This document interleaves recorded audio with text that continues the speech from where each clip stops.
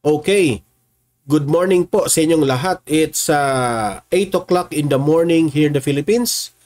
And pag-usapan natin itong patungkol po dito kay House Speaker Martin Romualdez na sasampahan ng kaso dahil sa 2025 national budget.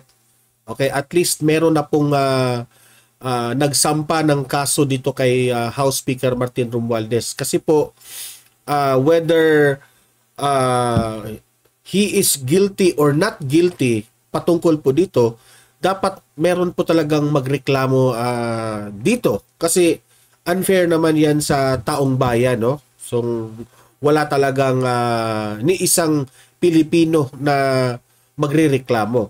Kasi karapatan po yan ng taong bayan, tayong mga Pilipino, na tanungin kung ano ang status ng nangyari po ng national budget natin, especially doon sa mga BICAM report na merong mga blanco doon. At pagkadating doon sa BICAM report na yon kay Bongbong Marcos, sino ang nag-fill in the blanks? Yun ang pinaka-importante doon. At mga ilan sa mga itong sina Alvarez at itong sina Topacio, I think sila yung mga nangunguna dito, naniniwala po sila na meron pong nangyaring kabalastugan. Okay? So mamaya papakita ko yan, yung balita na yan, at magre-react tayo. Pangalawa ng ating pag-uusapan, ito raw pagtanggi ni Vice President Inday Sara Duterte dito sa dahil dito sa binantaan niya si Presidente Marcos, tinutulog siya raw. Ang hindi nila maiintindihan, kung si VP Sara po, kasi ang lagi nilang iniisip na may banta itong si Bongbong, First Lady Liza Araneta Marcos, itong si Tambaluslos. Ang ibig sabihin ni VP Sara dito na kung siya po ay magurgur, saka siya para bang magre-revenge siya. Kasi hindi raw siya aalaw na merong magurgur sa kanila. Yun ang ibig sabihin ni VP Sara. Ayan ang hindi maiintindihan dito sa mga kalaban dito ni VP Sara. So yun po ang pag-uusapan natin ngayon dito kasi binabalik na naman nila itong issue na ito Okay? Pero bago ang lahat guys, bago natin ito pag-uusapan, tulungan niyo po muna ako na i-like at saka i-share itong live, itong video natin para guys kakalat ito sa taong bayan. Okay? Sabay-sabay muna tayong mag-like and share sa Donmar TV. 1, 2, 3, go! Ayan, thank you very much. And sa mga hindi pa nakasubscribe dito sa Donmar TV, mag-subscribe na po kayo. Okay? Para updated kayo lagi sa ating mga balita. And at the same time, yung mga cellphones ninyo, magno-notify yan kung meron na tayong live o meron tayong breaking news. Okay? Sabay-sabay muna tayong mag-subscribe sa Donmar TV. 1, 2, 3, go! Ayan. Okay, so simulan na natin Unahin muna natin itong unang balita natin. Ito, play. Sasampahan ng reklamong kriminal si House Speaker Martin Romualdez. Paano yan ngayon, Martin Romualdez? Dapat ba itong sagutin ilang mga reklamo ng mga Pilipino? Dahil sa umano'y insertion o mga pagsiksik ng pondo sa 2025 budget. Kayo, naniniwala ba kayo na merong kabalastugan dito? Ang term na ginamit nila dito is insertion. Kasi sa BICAM po, blanco doon. Pagdating doon kay Bongbong Marcos, meron na pong mga nakalagay doon. So sino ang nag-fill in the blanks dito? Kasamang magsasampa sina dating Speaker Pantaleon Alvarez, Attorney Jimmy Bondoc at grupong Citizens Crime Watch. Git ni Alvarez, hindi inaprubahan ng mga insertion sa Kongreso at hindi rin ito napagkasunduan sa Bicameral Committee. Nagkakahalaga ng 241 billion pesos ang umano'y insertion sa 2025 budget. Imagine that one Ayon kay Alvarez at itong sina Topacio, I believe Topacio is there, na merong mga blank items doon sa BICAM na sa tingin nila hindi ito inaprubahan. Pero bakit pagdating dito kay Bongbong Marcos, tawag nila dito insertion, umabot po ng 240 plus billion pesos. Tayong Pilipino, hahayaan lang ng ba natin to? Billion ito ha. We are talking about here of billions. Ito yung dapat nating tutukan. Bakit sila, tutok sila ng tutok dito sa confidential funds ni BP Sara na 125 million. What is 120 million confidential funds to this 240 billion na dapat nating questionin? Ang layo, di ba?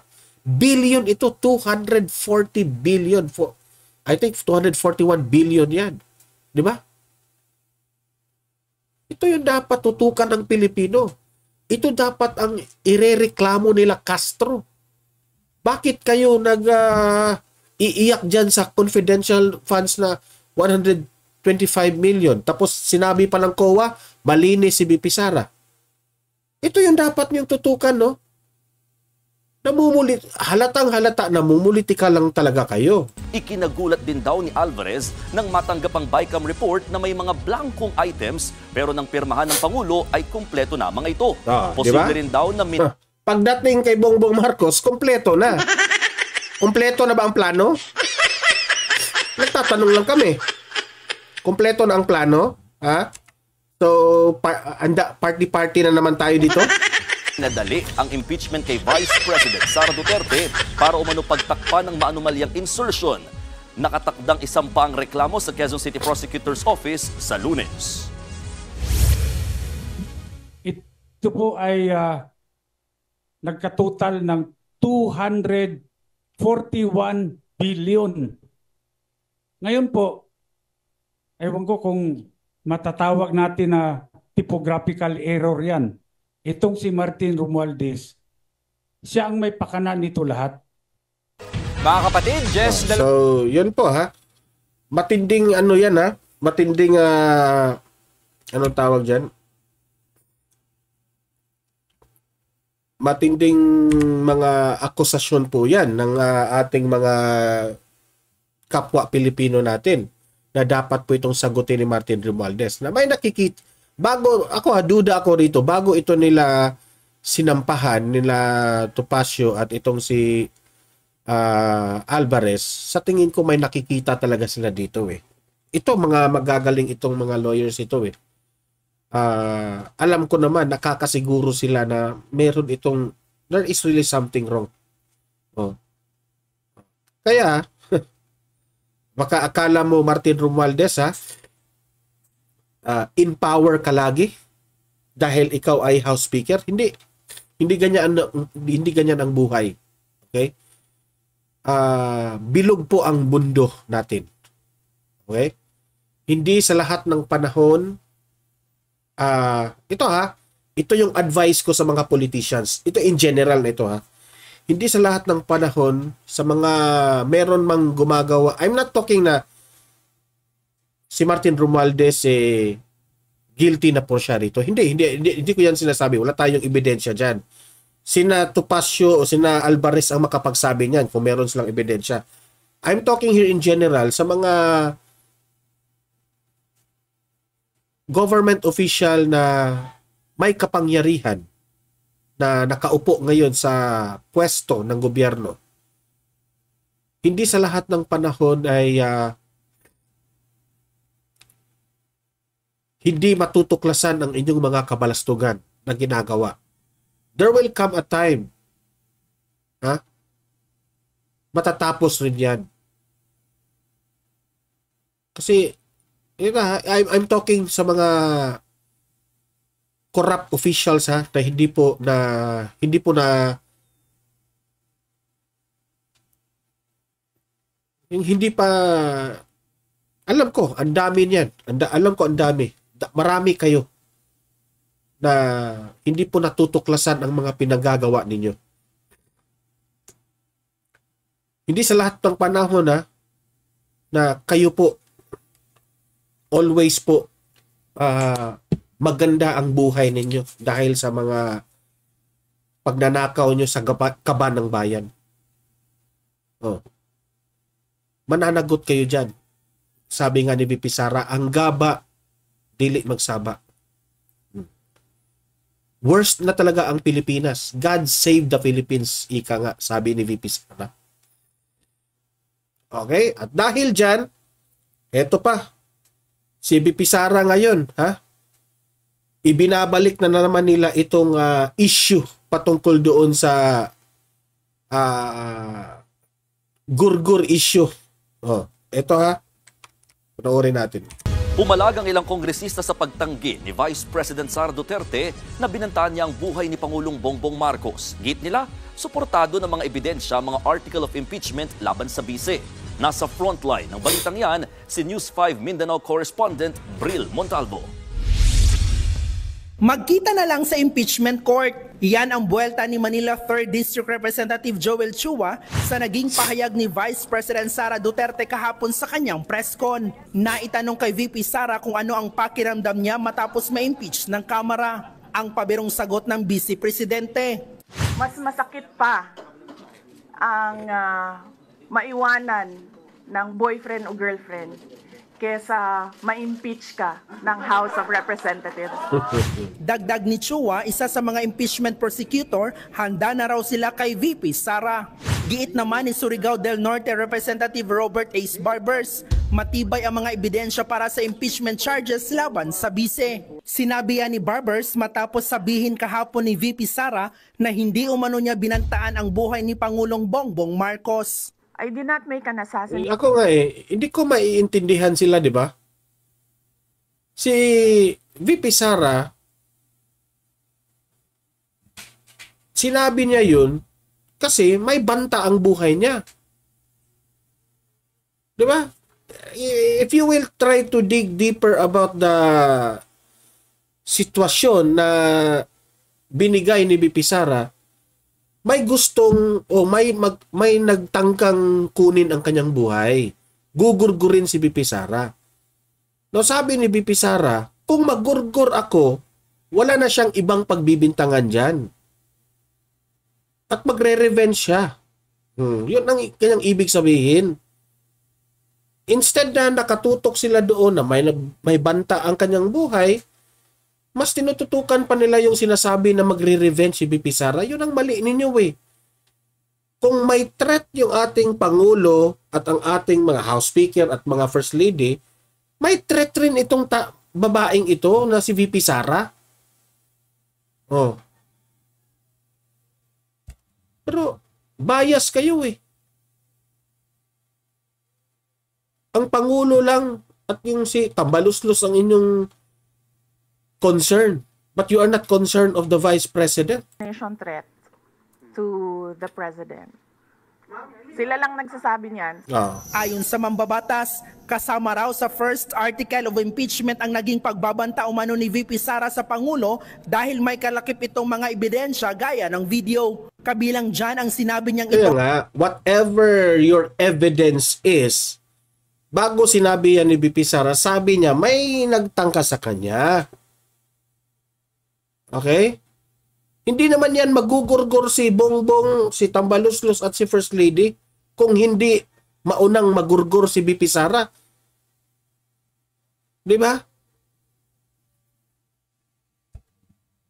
Alam nyo ang politika. Nakakatakot yan. Oh. Malakas pa naman si VP Sara. Ayon nga kay Sas Rogando, nag-usap kami kagabi, no, sa kanyang live, hindi na kailangan ni VP Sara na makipagkaalyado kahit sino. Kahit walang kaalyado si VP Sara, mananalo't mananalo yan. Dahil sobra pong dami ang supporters ni VP Sara sa Pilipinas, ng taong bayan.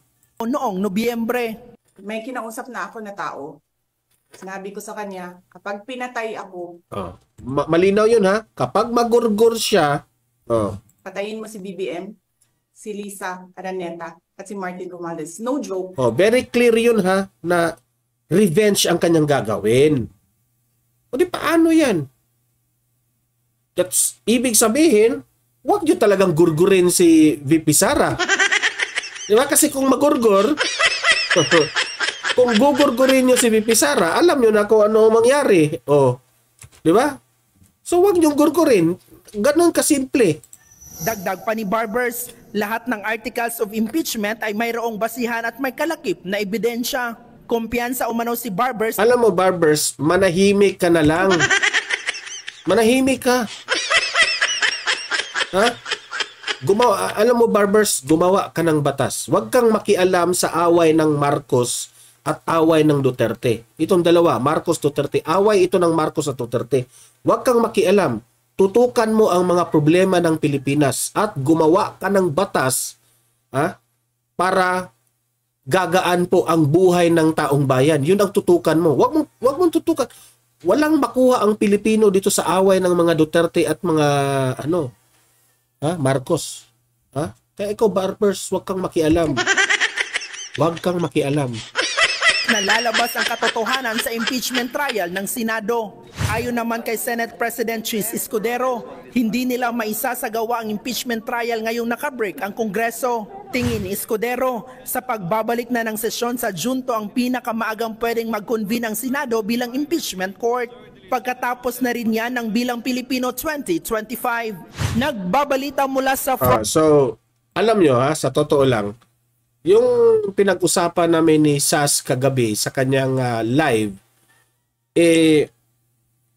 na brought up ko yung topic patungkol doon sa pwedeng gagawin ni Bongbong Marcos yung special session. Okay? If ever na kakapusin sila ng panahon itong Senado, gagawa si Bongbong Marcos ng special session para i-hearing itong impeachment ni VP Sara. Isabi ni Sas Rogando Sasot, hindi po pwede yon, no? You can only have a special session yung mga other things, but about impeachment hindi yan po pwede. Ayon kay Franklin Drilon, siya naman ang unang nakaisip doon na pwede raw yun gawin ni Bongbong Marcos, yung mag-request ng special session for the impeachment, no? Kasi wala na pong time Kung gusto nilang ma-impeach si VP Sara, pwede raw yan mangyari sa 2026. Okay? As early as 2026. Back to zero na naman yan, no? Meron na namang mag-file ng impeachment complaint. Tapos pipirma na naman doon sa Kongreso, kasi po hindi po pwede na wala ng panahon after election, na after election hindi na po pwede na buboto yung mga bagong mga senador at yung mga bagong kongresista. Hindi, kasi final po itong impeachment complaint na ito sa 2024 ng mga government official. So ang dito sa Senado, yung 2024 na mga Senado rin, no? Sila yun ring mag-hearing dito. Pero pagkatapos ng election, wala nang panahon dito sa impeachment complaint na ito. Okay? So, yan po ang opinion po ni Sas patungkol dito. So, ako po, I'm very positive, no, na gagawin nila ang lahat na ma-impeach si VP Sara, kasi para ma-disqualify na ito in running 2028 election sa pagka-presidente. Ganyan sila katakot kay VP Sara. Okay, so maraming salamat po. I hope na makapag-participate kayo sa comment section, Tuloy ang usapan natin sa comment section. Mag-comment, mag-react po kayo. Okay? So, maraming salamat sa inyong lahat. See you in my next video. See you in my next live. Have a great day. Have a great night. God bless po sa ating lahat. Mabuhay ang Pilipinas. Bye-bye.